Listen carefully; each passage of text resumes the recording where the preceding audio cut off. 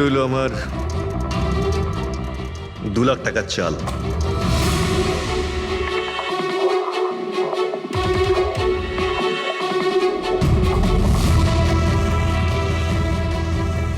আমার 3 লাখ টাকার চাল।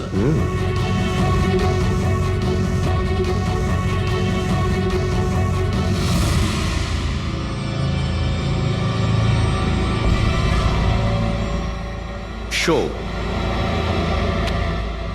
মনে হচ্ছে আজকে আমার দিনটা খুব ভালো। আমাকে হারানো আজ তোমাদের পক্ষে সম্ভবই নয়। সম্ভব না, তাই না? হ্যাঁ, দাঁড়া দেখাচ্ছি।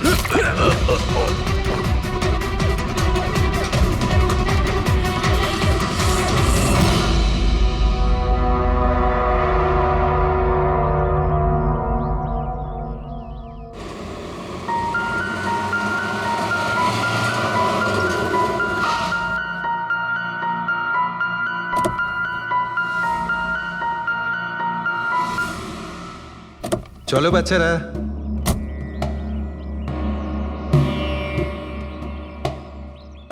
ভীষণ ক্লান্ত লাগছে, এত লম্বা ড্রাইভ। হেমন্ত, তুমি তো জানো আমরা ভ্যাকেশনে এসেছি, তাহলে কিছুদিন তুমি বিশ্রাম করে নিও। ওকে ওকে বাবা, ঠিক আছে, দরজা তো খোলো, আমি লাগেজগুলো নিয়ে আসছি। হ্যাঁ। এসো।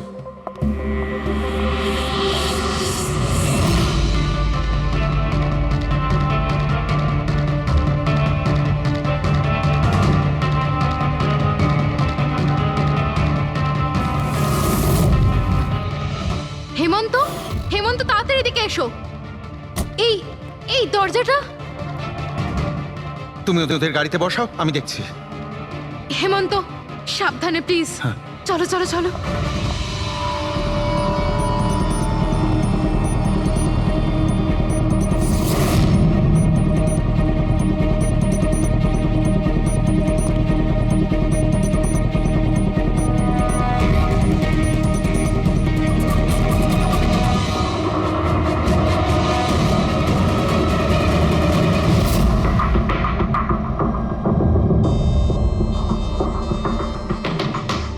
তিন চারবার আঘাত করেছে ছুরি দিয়ে। লাশ খুব একটা পুরনো নয়, মনে হচ্ছে কাল রাতে খুন হয়েছে এর। জুয়া খেলার সময় মারা গিয়েছে। এই 5টা গ্লাস পড়ে আছে এখানে, আর এই 5টা ভাগে তাস বাটা আছে। মনে হচ্ছে এছাড়া আরো 4 জন ছিল, ওদের মধ্যে কেউ একজন মেরেছে একে। বাইরে থেকেও কেউ আসতে পারে। পুরবী পঙ্কজ, একটু দেখো তো এই জালনা কিংবা দরজা ভাঙা নেই তো? মিস্টার হেমন্ত, এই লোকটা কে? না স্যার, আমি তো এনাকে আগে কখনো দেখিও নি। এই লোকটা আপনার ঘরে মরে পড়ে আছে, আর দেওয়ালের চারিদিকে ওর ছবি লাগানো আছে। এটা কি করে সম্ভব? একজন অচেনা লোক আপনার এই হলিডে হোমে এসে তাস খেলছে, মারা গেছে। How it possible?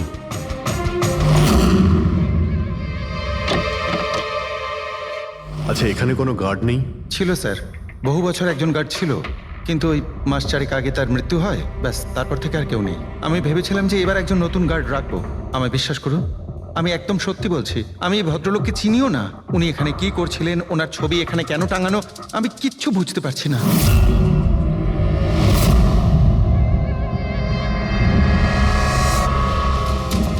Pankaj,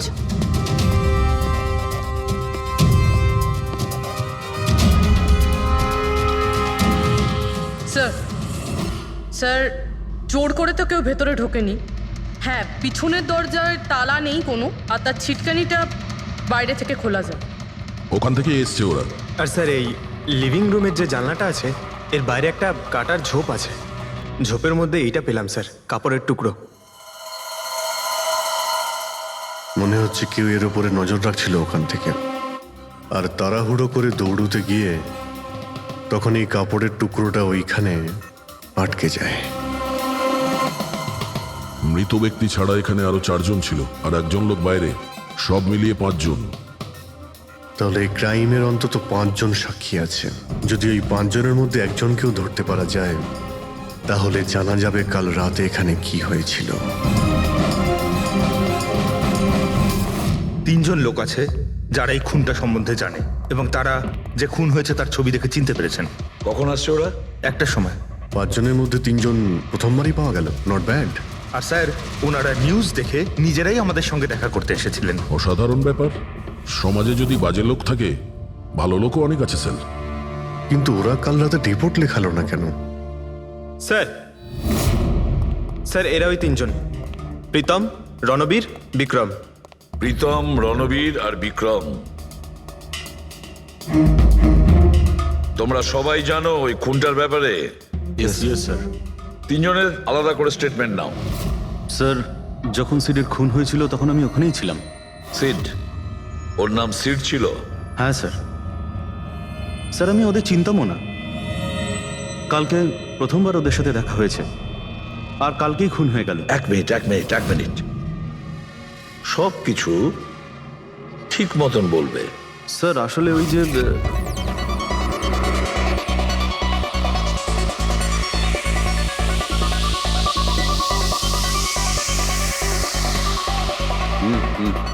sure sir. কি হয়েছে স্যার? আপনি বোর হচ্ছেন? ক্লাবে ভালো লাগছে না আপনার? ক্লাব? তুমি এটাকে ক্লাব বলছো? মনে হচ্ছে ক্লাব তুমি দেখোইনি। স্যার আপনি এখানে নতুন এসেছেন, এই শহরে প্রথমবার এসেছেন? হ্যাঁ, নিউ ইয়র্কে থাকি। একটা কাজের জন্য ইন্ডিয়াতে এসেছি। কাজ শেষ হয়ে গেছে আর শহরে বসে বোর হচ্ছি। আপনার বোর্ডন দূর করার একটা রাস্তা আছে আমার কাছে। রিয়েলি? কি? একটু এক্সপেন্সিভ। সেটা চিন্তা তোমায় করতে হবে না। কি রাস্তা আছে সেটা বলো। ভেবে দেখুন স্যার, লাখ টাকার ব্যাপার, আর রিস্কও আছে। জোকিং? রিস্ক নেওয়া আমার হবি, আর সেটা যদি হয় টাকার, সেটা আমার কাছে অনেক আছে। কাজটা বলো। সুপার দেন। তুমি কি ধরনের জোকিং এর কথা বলছো? এরকম কোনো ব্যাপার নেই স্যার, শুধু জুয়া খেলতে হবে। লাখ টাকা, জিতে গেলে মালামাল আর হেরে গেলে কঙ্কাল। আর এমনিতেও আপনার টাকার তো কোনো চাপ নেই। তাহলে চলুন আমার সাথে, কাম। যাচ্ছ কোথায়? এক ভদ্রলোকের বাড়ি। ভদ্রলোকের বাড়ি? কে ভাই? ওই যে দেখতে পাচ্ছেন, ব্ল্যাক জ্যাকেট, হোয়াইট শার্ট। তাহলে ওই বারটেন্ডার তোমাকে ওর বাড়িতে নিয়ে গিয়েছিল, তারপর কি হয়েছিল? না স্যার, ও সিডের বাড়ি নিয়ে যায়নি, ও সিডের সঙ্গে পরিচয় করায়, তারপর আমরা সিডের বাংলোতে যাই।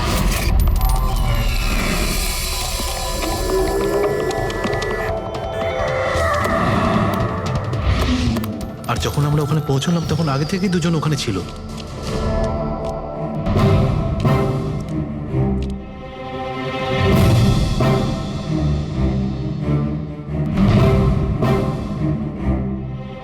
এই রইল আমার 2 লাখ টাকার চাল।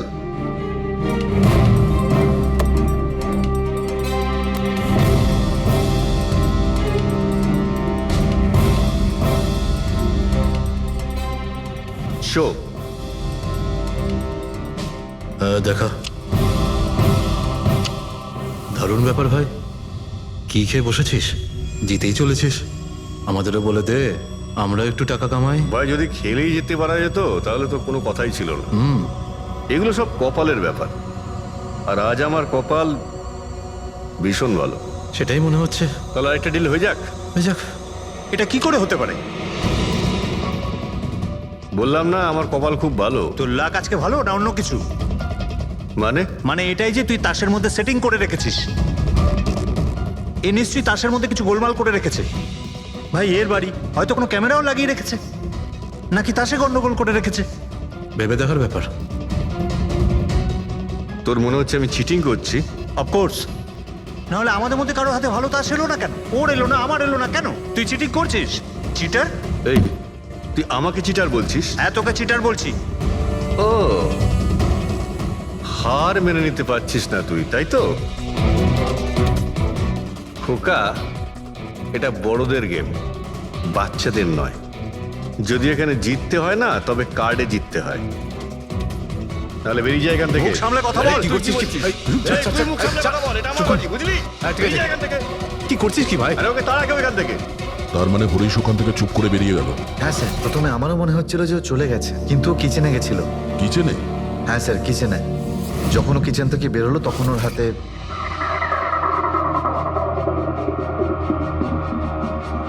তুই আবার এসেছিস এখানে? তোকে বলেছি না এখানে আসবি না? বেরো এখান থেকে। কি হলো কি? এই তুই আবার হাত দিচ্ছিস গায়ে? আরে ভাই, আরে কি করলি কি তুই? আরে মেরে দিল ওকে। এটা এটা কি করলে? মেরে দিলে? আমি অ্যাম্বুলেন্সকে কল করছি, তোরা এখানে থাক। আরে মরে গেছো।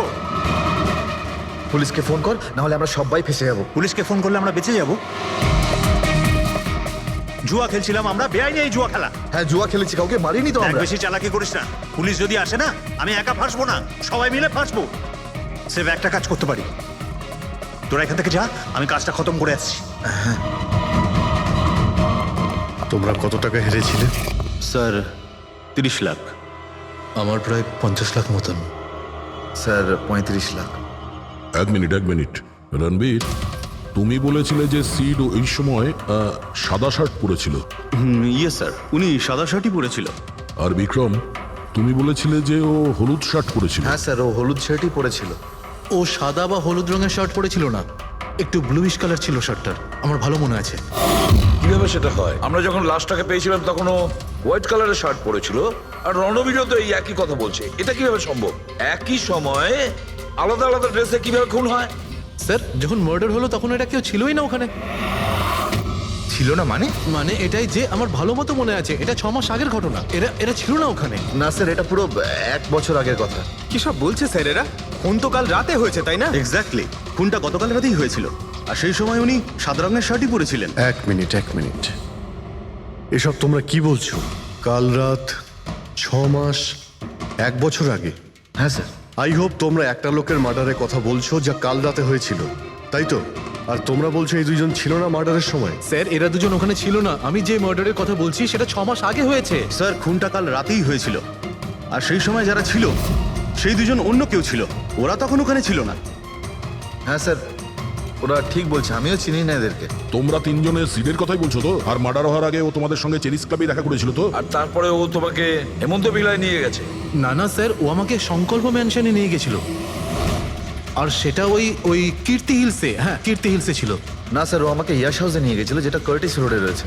একটাই লোক তিনবার তিন জায়গায় 3 রকম আলাদা আলাদা জামা কাপড় পরে কি করে মরতে পারে? হ্যাঁ সালুকে বলো। আচ্ছা ঠিক আছে, ওকে। অজিত, সালুকে কোনো সূত্র খুঁজে পেয়েছে।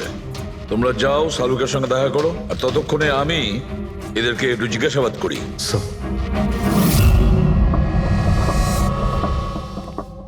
হ্যাঁ এসো এসো ভাই এসো, দেখো আমি কি পেয়েছি।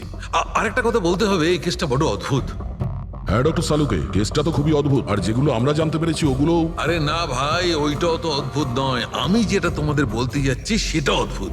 হ্যাঁ কি হলো? তুমি এদিক ওদিক কি দেখছো? কিছু না। ঠিক তো? না, আমি আপনার কথাই শুনছি। কি বলছেন স্যার? ও আচ্ছা, হ্যাঁ তো আমি কি বলছি? ও হ্যাঁ, অদ্ভুত। দেখো, আমি এর রক্তের সঙ্গে সঙ্গে রক্তের মতো আর একটা জিনিস পেয়েছি।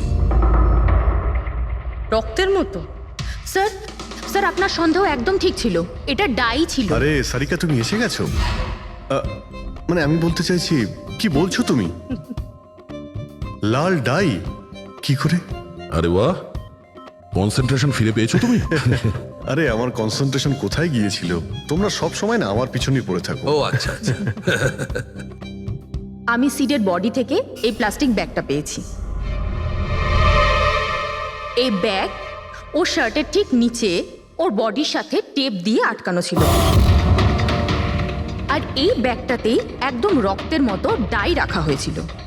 এটা তো ঠিক ওই রকমই যেটা ফিল্মের শুটিং এ ইউজ করা হয়। বা হয়তো নাটকে। নাটক? হ্যাঁ নাটকে। যতদূর আমরা জানতে পেরেছি তাতে এটা পরিষ্কার যে সিড একজন ঠক ছিল। সিডা তার সঙ্গীরা মিলে জুয়া আর মার্ডারের নাটক করে লোকেদের ঠকাতো। তার মানে এসবের মধ্যে ওই বারটেন্ডারও যুক্ত ছিল। ও জেনে বুঝে বড় লোকদের ফাঁসিয়ে এখানে এই কার্ড পাঠিতে পাঠাতো, আর তারপরে এই মার্ডারের নাটক। তো এই জন্য রণবীর, বিক্রম আর প্রীতম আলাদা আলাদা জায়গায় আলাদা আলাদা সময় এর মার্ডার দেখেছে। আর ওরা এসব অনেক আগে থেকেই করছে, কিন্তু কাল রাত ওদের নাটক বাস্তবে পরিণত হয়। প্রতিবারই একটা নতুন বাংলো, নতুন লোক ঠকানোর জন্য। আর বাকি সব সেম, একই খেলা, একই ঝগড়া, আর সেই একই সিটের মার্ডারের নাটক। লোকেদের কাছ থেকে টাকা নিয়ে পুলিশ কেসে নামে লোকেদের ভয় দেখিয়ে বের করে দেওয়া, সব কিছু সেম টু সেম। প্ল্যান তো খুব ভালো ছিল, কিন্তু কালকে হঠাৎ মার্ডার কি করে হয়ে গেল? কারণ কালকে রাতে একটা গন্ডগোল হয়েছে। মানে 1 মিনিট।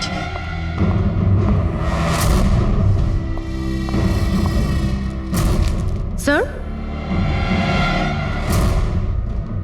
আর এই হচ্ছে ছুরি। এই ছুরিটাও সেই রকমই নকল যেমনই রক্তটা। যদি এটাকে কারোর শরীরে মারা যায় তখন এটা শরীরের ভেতরে যায় না, এটা ছুরির ভেতরেই চলে যায়। এই দেখো। কিন্তু ডক্টর, এটা যদি নকল চাকু হয় তাহলে এই নকল চাকু দিয়ে সিড মারা গেল কি করে? কালকে রাতে একটা ভুল হয়েছিল। এখানে একটা পেঁচ আছে, এই দেখো। যদি এই পেঁচটাকে ঘুরিয়ে দেওয়া যায় তখন এই ফলাটা আটকে যায়, ভেতরে ঢুকতে পারে না। তারপর এই ছুরিটা দিয়ে কেউ যদি আঘাত করে শরীরের ভেতরে ঢুকে যায়। কেউ ইচ্ছে করে এই ছুরিটাকে এরকম বানিয়েছে যাতে সিড মরে যায়।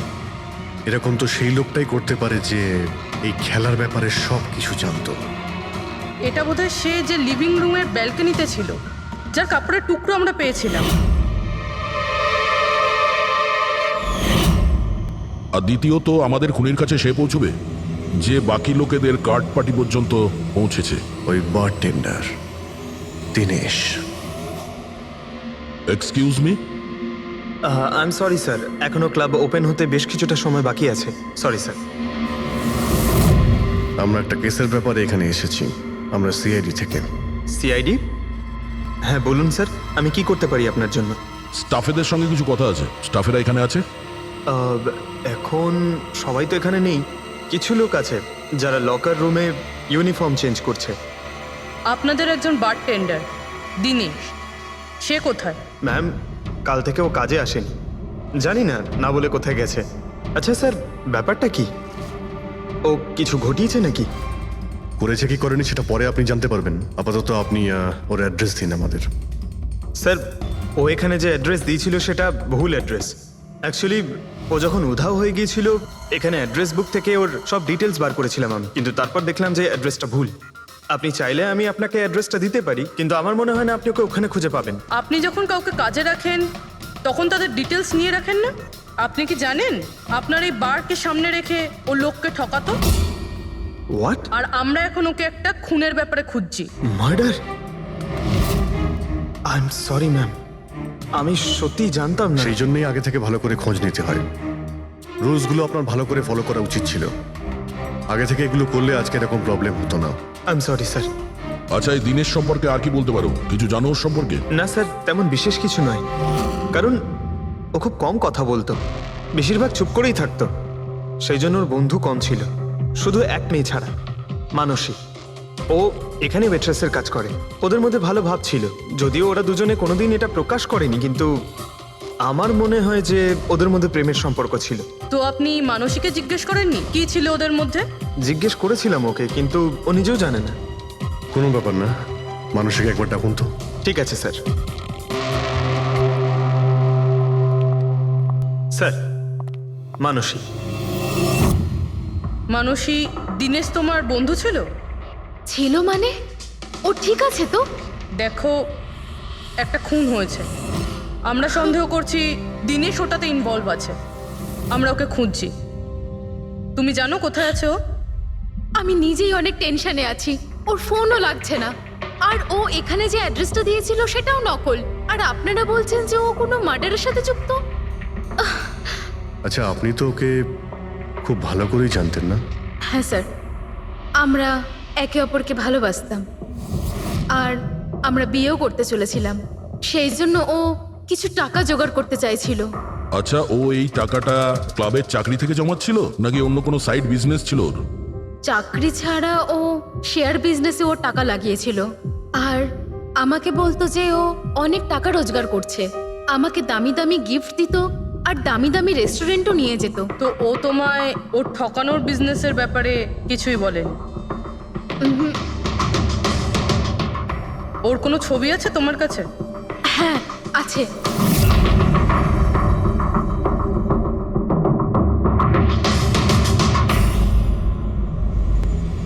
স্যার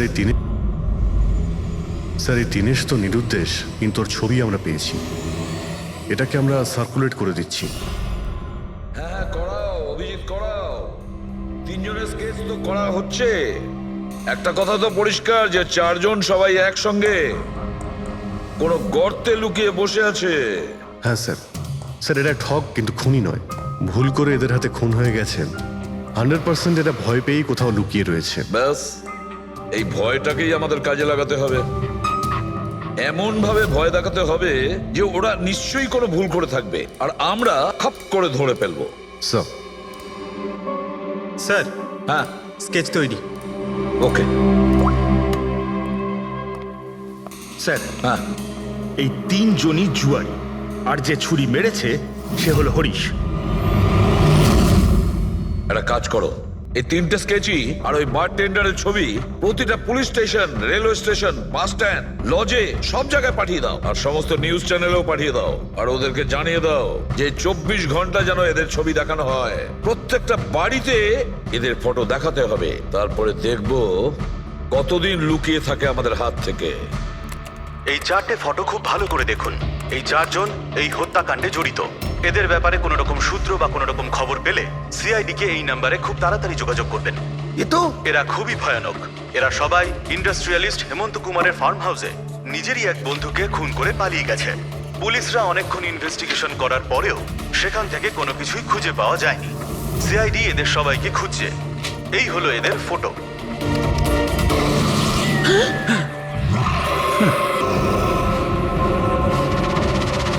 ভাই শোন না, ম্যাচটা চালু কর না, ম্যাচ হচ্ছে। এরা সবাই ইন্ডাস্ট্রিয়ালিস্ট হেমন্ত কুমারের ফার্ম হাউসে নিজেরই এক বন্ধুকে খুন করে পালিয়ে গেছে। সিআইডি এদের সবাইকে খুঁজছে। এই হলো এদের ফটো। দেখলি তুই, এরা তো সবকিছু জেনে ফেলেছে। ভাই ছবি টবি সব দেখাচ্ছে, সমস্ত ডিটেলস দেখাচ্ছে। বাজেভাবে ফেসে যাবো ভাই এসবে। হাসবো তো বটেই। আমি তোদের আগেই বলেছিলাম যে চল পালিয়ে যাই, কিন্তু তোরা তো শুনলেই না। এবার এবার পুলিশ আসবে, সব জায়গায় খোঁজ করবে, আর তখন আরে এখনো অনেক সময় আছে। চল পালাই। এই ব্যাগ তোলা, সবাই মিলে পালাই, চল।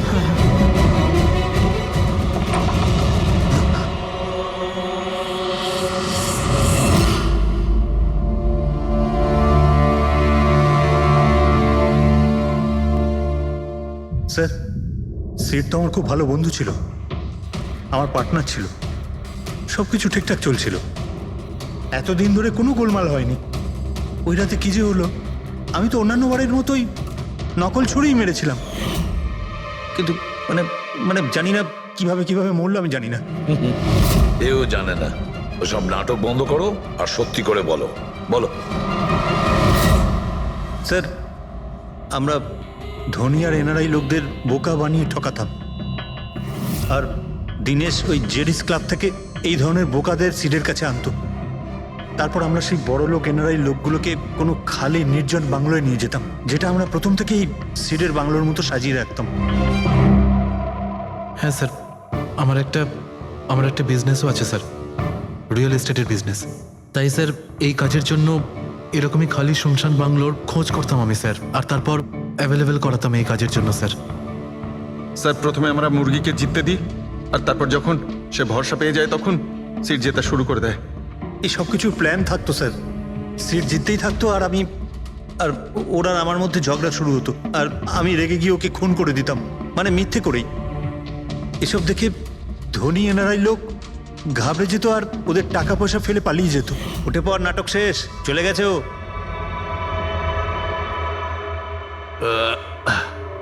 ঠিক গেছে তো রে? হ্যাঁ গেছে। উফ, আরে লেগে যাবে পাগল। তারপর আমরা ওই টাকাগুলো নিজেদের মধ্যে ভাগ করে নিতাম।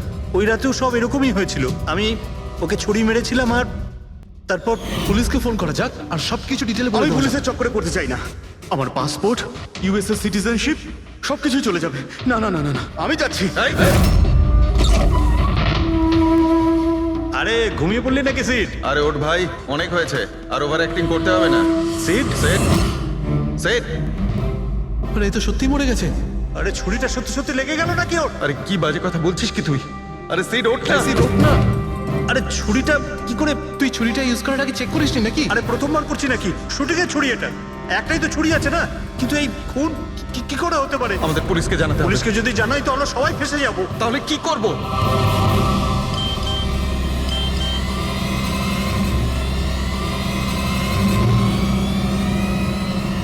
তোর খেলাটা ভেস্তে গেছে ভাই। কি? এই এই কেটে দেখ, এই দেখ ফটো আছে।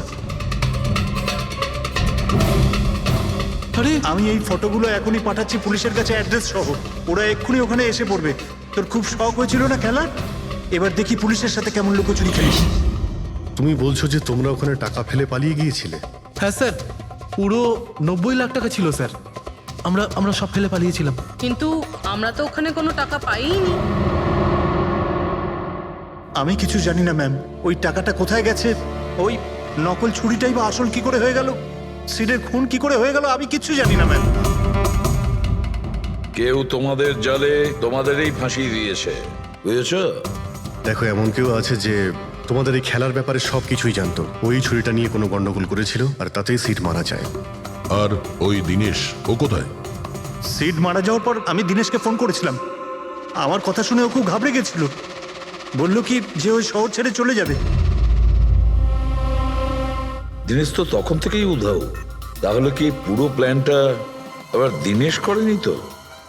ওখানে রণবীরকে পাঠায় আর হরিশের ছুরিটাই চেঞ্জ করে দেয়, আর তারপরে দিনেশ ব্যালকনিতে লুকিয়ে পড়ে।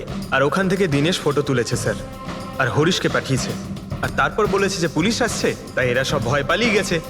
90 লক্ষ টাকা ছেড়ে পালিয়ে গেছে। তার মানে দিনেশ আমাদের সাথে বেইমানি করেছে। বাহ, সবাইকে ঠকায় যে লোক, যখন তাদের সাথে এরকম হলো খারাপ লাগছে।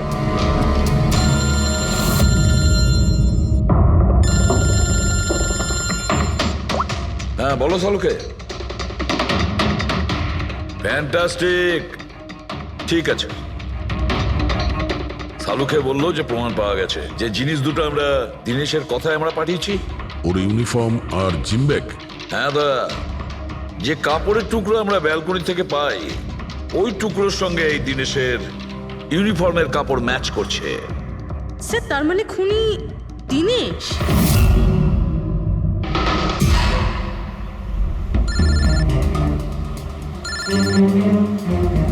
এসিপি স্যার, হ্যালো, কি জিটি রোড? ঠিক আছে স্যার, ওকে ওকে। জিটি রোডে যেতে হবে। দিনেশকে জিটি রোডের বাজারে দেখা গেছে।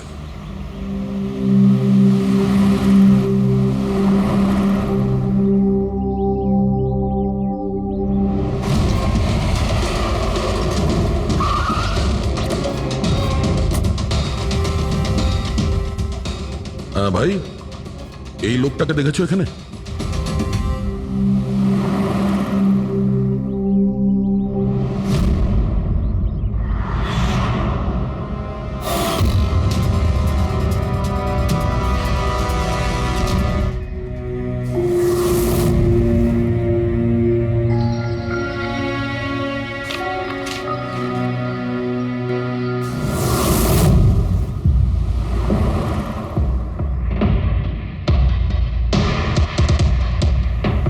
আচ্ছা এই যে দাদা, একে দেখেছেন? হ্যাঁ দেখেছি তো। কোথায়? ওই তো ওখানে দাঁড়িয়ে রয়েছে। আগে? হ্যাঁ আগে। থ্যাঙ্কস থ্যাঙ্কস, চলো। মা, বাবা, আমায় ক্ষমা করে দিও। আমি তোমাকে অনেক কষ্ট দিয়েছি, তোমাদের মান সম্মান ডুবিয়ে দিয়েছি, কিন্তু একটা সত্যি কথা, আমি খুনি নই, আমি কাউকে খুন করিনি। আমি শুধু একটু টাকা ইনকাম করতে চেয়েছিলাম, কিন্তু আমি জানতাম আজ নয়তো কাল পুলিশ আমাকে ধরেই নেবে। এটা হওয়ারই ছিল।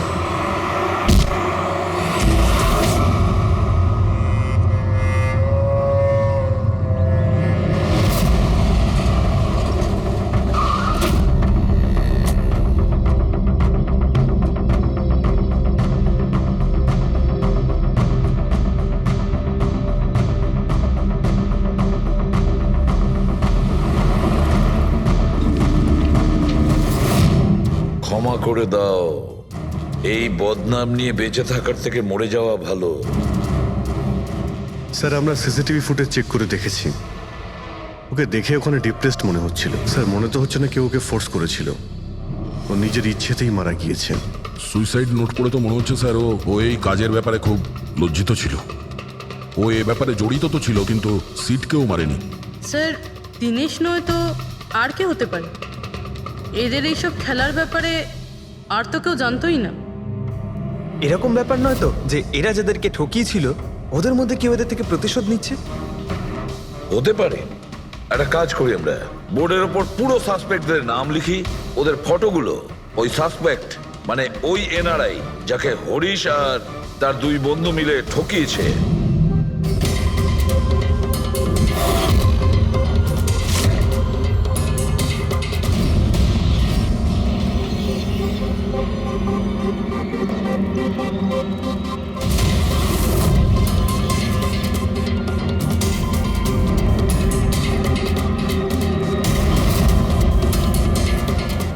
স্যার এই হলো সেই সমস্ত লোকগুলো যারা এই কেসের সঙ্গে জড়িত।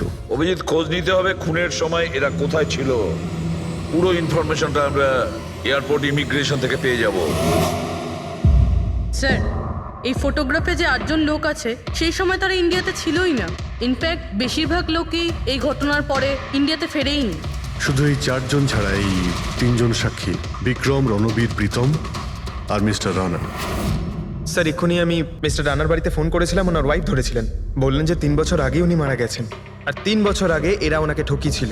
উনি এই গিল্ট ফিলেই ভুগতেন যে ওনার সামনে কেউ খুন হয়ে গেছিল আর উনি কিচ্ছু করতে পারেননি, যার জন্য উনি নেশার কবলে পড়েন। আর তাহলে বাকি থাকলো 3 জন সাসপেক্ট, প্রীতম, রণবীর আর বিক্রম। প্রীতম আর বিক্রম এরা তো দেশের মধ্যেই ছিল, কিন্তু এই শহরে ছিল না। এবার এই রণবীরই শুধু বাকি থাকলো। রণবীর তো নিজেই ওখানে ছিল, ওই ফটোতেও ছবি আছে। হ্যাঁ স্যার, ও একই সাথে ব্যালকনি আর হল তাতে থাকতে পারে না, এটা অন্য কেউই হবে। তাহলে কে হতে পারে এই খুনি? পঙ্কজ, মিস্টার রানা 3 বছর আগে মারা গেছেন, ওনার পুরো ডিটেলসটা আমার চাই। Sir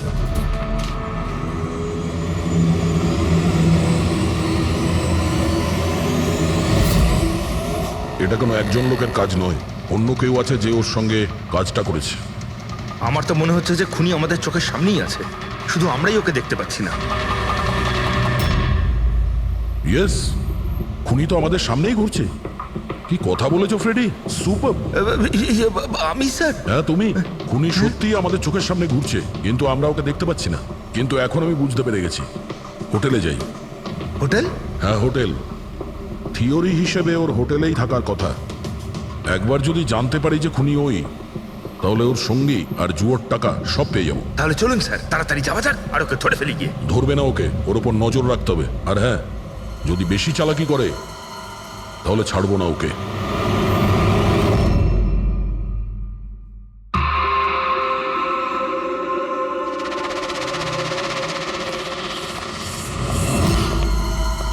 excuse me. হ্যাঁ স্যার। আমি আপনার ফোন থেকে একটা ফোন করতে চাই। করুন স্যার। ওয়েল, আমার একটু প্রাইভেট কথা ছিল আর কি। এছাড়া কি আপনার কাছে অন্য কোনো ফোন আছে? স্যার ওইটাই চলে যান, ওটা থেকে কথা বলে নিন। Thank you. Thank you.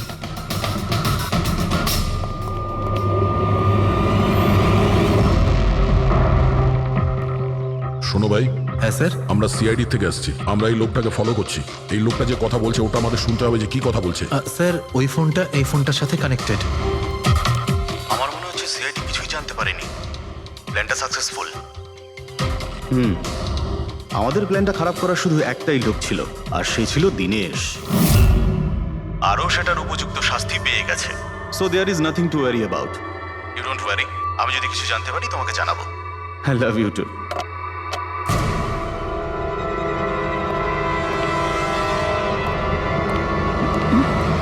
এই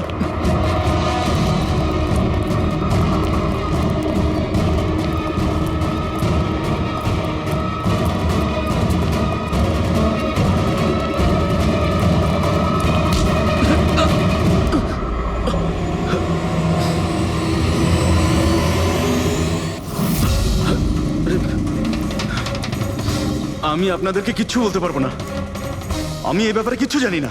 তুই কিছু বলিস আর না বলিস, তুই ফোনে যা কথা বলছিলি না ওটা আমরা সবাই শুনে নিয়েছি, বুঝলি? শুধু এটা বল, টাকা কোথায়? হ্যাঁ, দেখো, মুখ বন্ধ করে কেন নিজের জীবনের সর্বনাশ ডেকে আনছো? তোমার মঙ্গল এতেই, চুপচাপ যা জানো সব বলে দাও। টাকাটা ওর কাছে রয়েছে।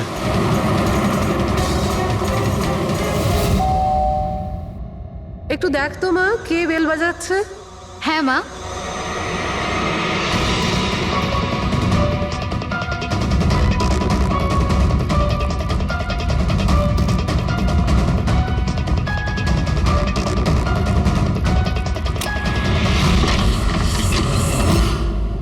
হাই, চিনতে পেরেছো?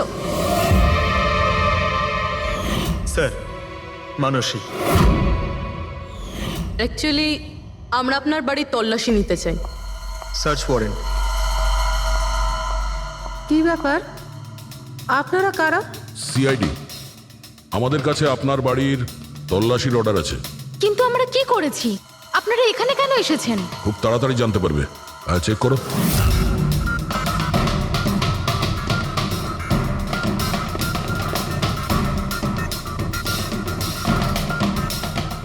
দয়া স্যার,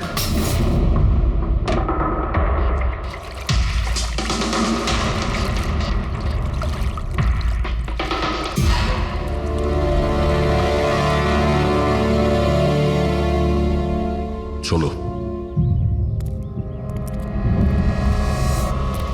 এই নোটগুলোতে রক্ত লেগে রয়েছে। ডিএনএ টেস্ট করলেই জানতে পেরে যাব যে এই রক্তটা সিডের, তাই না? এবার বলো, কিছু জিজ্ঞেস করবে? এখন এ জিজ্ঞাসা করবে না, আমরা জিজ্ঞাসা করব বিউরোতে। কিন্তু আপনারা আমাকে কেন সন্দেহ করলেন? শেষবার আমাদের মনে হয়েছিল যে দিনেশ খুনি, কিন্তু ও সুইসাইড করে প্রমাণ করে দিয়েছে যে ও খুনি নয়। মানুষ এটা কি চেনো? এটা তোমার ইউনিফর্মের কাপড়ের টুকরো। এটার কারণে আমরা তোমাকে সন্দেহ করছি, বুঝেছো? আর তারপর আমরা এইটা খোঁজ লাগালাম যে তুমি এরকম কাজ করলে কেন। আপনি জানতেন যে আমি এসব কেন করেছি? মিস্টার রানা, আপনার বাবা ছিল, রাইট? হ্যাঁ, উনি আমার বাবা ছিলেন, আর ওনার প্রাণ সিট আর ওনার সঙ্গীতের জন্য গেছে। উনি ওই ঘটনাটা কিছুতেই ভুলতে পারেননি, আর উনি একজন ডায়াবেটিসের রোগী ছিলেন। তারপরে উনি প্রচুর ড্রিঙ্ক করতে শুরু করে দিয়েছিলেন। উনি কি জানতেন এগুলো যা হচ্ছে সেগুলো সবই নাটক? না, উনি কিছুই জানতেন না। যদি এটা জানতেন তাহলে নিজের প্রাণ নিতেন না। উনি তো এই সব কিছুকে সত্যি মনে করতেন। ইউএসএ তে ছিলাম আমি, যখন মা আমাকে কল করলো। বাবার অবস্থা খুব খারাপ ছিল। যখন আমি ইন্ডিয়া আসলাম তখন উনি আমাকে বললেন যে আমাকে ওনার কোনো অসম্পূর্ণ কাজ পূর্ণ করতে হবে আর ওনার অপরাধীদের শাস্তি দিতে হবে। তারপরে আমিও বাবাকে প্রমিস করেছিলাম যে আমি ওনার অসম্পূর্ণ কাজ শেষ করব। তারপরে উনি আমাদের সবাইকে ছেড়ে চলে গেলেন। তারপরে তুমি কি করলে? তারপরে আমি খোঁজ করা শুরু করি, কিন্তু ওই সময় এরকম কোনো কেস রেজিস্টারই হয়নি। কিন্তু পরে আমার মনে পড়েছিল, বাবা বলেছিল যে এই জেডিস ক্লাবে দিনেশ ওনাকে সিডের সাথে দেখা করিয়েছিল। তো এইভাবে তোমার সঙ্গে দিনেশের দেখা হয়? হ্যাঁ, তারপরে আমি ওখানে ওয়েটারে চাকরি করা শুরু করি। দিনেশকে নিজের বন্ধু বানাই আর ধীরে ধীরে ওর কাছে আসতে থাকি। তারপরে পুরো বিষয়টাই আমি বুঝতে পেরেছিলাম যে কিভাবে ওরা আমার বাবাকে বোকা বানিয়ে আমার বাবার থেকে টাকা নিয়েছিল। কিন্তু আইনের কাছে সাহায্য চাওয়ার বদলে তুমি আইন নিজেই হাতে নিয়ে নিলে। বেইমানির বদলে বেইমানি। দিনেশের সঙ্গে তুমি ভালোবাসার নাটক করেছিলে। হ্যাঁ, আমি নাটক করেছি। ওদেরকে উপযুক্ত শাস্তি দেওয়ার জন্য আমি এটা করেছিলাম। আর এতে তোমার সাহায্য করেছে তোমার প্রেমিক, তোমার আসল বয়ফ্রেন্ড।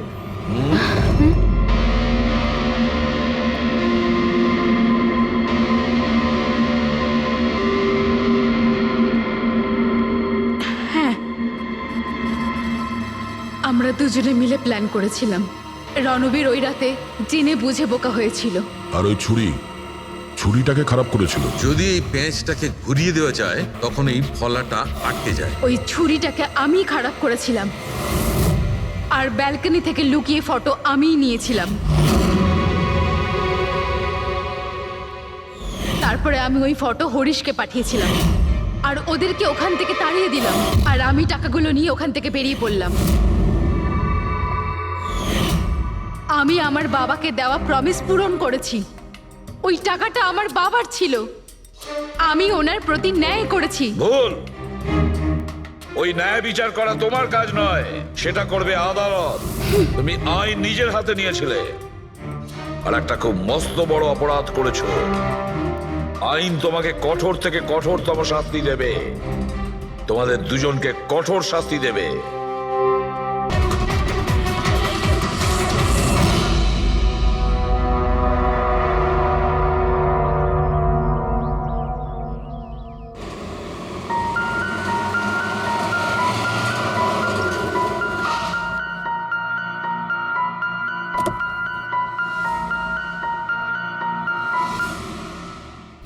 চলো বাচ্চারা।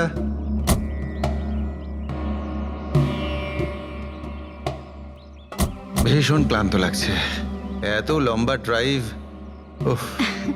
হেমন্ত, তুমি তো জানো আমরা ভ্যাকেশনে এসেছি, তাহলে কিছুদিন তুমি বিশ্রাম করে নিও। ওকে ওকে বাবা, ঠিক আছে, দরজা তো খোলো, আমি লাগেজগুলো নিয়ে আসছি। হ্যাঁ। এসো।